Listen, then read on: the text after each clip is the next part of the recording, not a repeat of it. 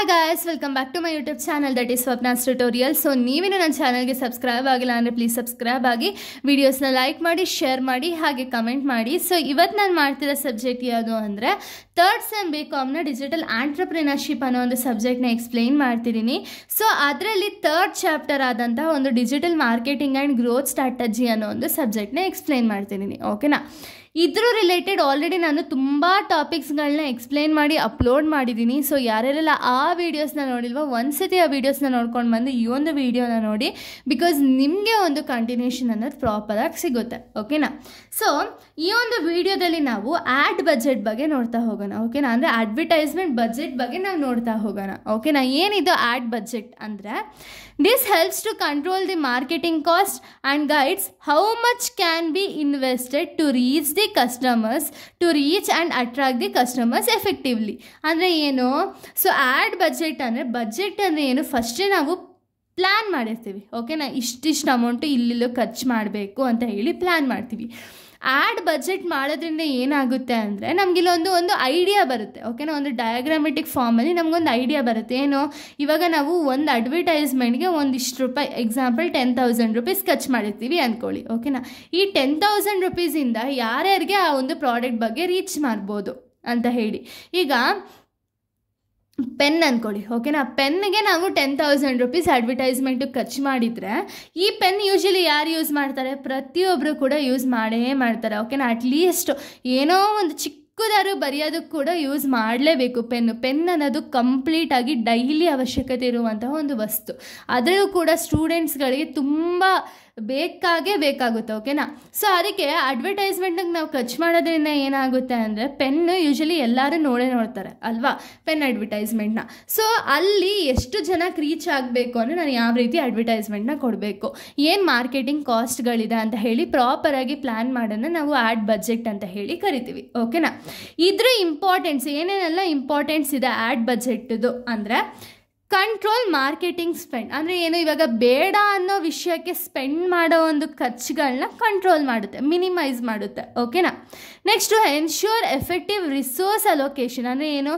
ಪ್ರಾಪರಾಗಿ ಎಲ್ಲೆಲ್ಲೆಲ್ಲ ಎಷ್ಟೆಷ್ಟು ರಿಸೋರ್ಸ್ನ ಅಲೋಕೇಟ್ ಮಾಡಬೇಕು ಅಂತ ಹೇಳಿ ಪ್ರಾಪರಾಗಿ ಒಂದು ಎಫೆಕ್ಟಿವ್ ಅಲೋಕೇಶನ್ ಅನ್ನೋದನ್ನ ತೋರಿಸ್ತಾ ಹೋಗುತ್ತೆ. ಓಕೆನಾ? ನೆಕ್ಸ್ಟು ಮ್ಯಾಕ್ಸಿಮೈಸ್ ROI ಅಂದರೆ ರಿಟರ್ನ್ ಆನ್ ಇನ್ವೆಸ್ಟ್ಮೆಂಟ್ ಏನಿದೆ ಅದು ಜಾಸ್ತಿ ಬರುತ್ತೆ. ಓಕೆನಾ? ಯಾವಾಗ ಅಂದರೆ ಕಡಿಮೆ ಕಾಸು ಖರ್ಚು ಮಾಡಿಬಿಟ್ಟು ಜಾಸ್ತಿ ಜನ ಕಸ್ಟಮರ್ಸ್ಗೆ ರೀಚ್ ಮಾಡಿದಾಗ ಆಗೇನಾಗುತ್ತೆ, ROI ಅನ್ನೋದು ಅಂದರೆ ರಿಟರ್ನ್ ಆನ್ ಇನ್ವೆಸ್ಟ್ಮೆಂಟ್ ಅನ್ನೋದು ಜಾಸ್ತಿ ಬರುತ್ತೆ ಅಲ್ವಾ?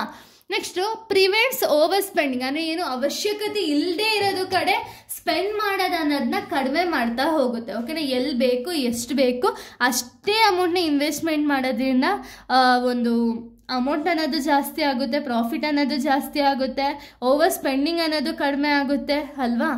Next helps to measure the performance. Measure ಮಾಡೋದಕ್ಕೆ ಪರ್ಫಾರ್ಮೆನ್ಸ್ ಏನಿದೆ, ನಮ್ಮ ಒಂದು ಪರ್ಫಾರ್ಮೆನ್ಸ್ ಏನಿದೆ ಅಂತ ಹೇಳಿ ಮೆಜರ್ ಮಾಡೋದಕ್ಕೆ ಹೆಲ್ಪ್ ಮಾಡುತ್ತೆ. Next increase customer targeting. ಯಾವ ಕಸ್ಟಮರ್ಗೆ ನಾವು ಟಾರ್ಗೆಟ್ ಮಾಡಬೇಕು ಅಂತ ಹೇಳಿ ಅಂದ್ಕೊಂಡಿರ್ತೀವಲ್ಲ ಆ ಕಸ್ಟಮರ್ ಟಾರ್ಗೆಟಿಂಗ್ ಅನ್ನೋದು ಕೂಡ ಇನ್ಕ್ರೀಸ್ ಆಗ್ತಾ ಹೋಗುತ್ತೆ. ಓಕೆನಾ? ಇದೆಲ್ಲ ಇಂಪಾರ್ಟೆಂಟ್ಸ್ ಅಥವಾ ಅಡ್ವಾಂಟೇಜಸ್ಸು.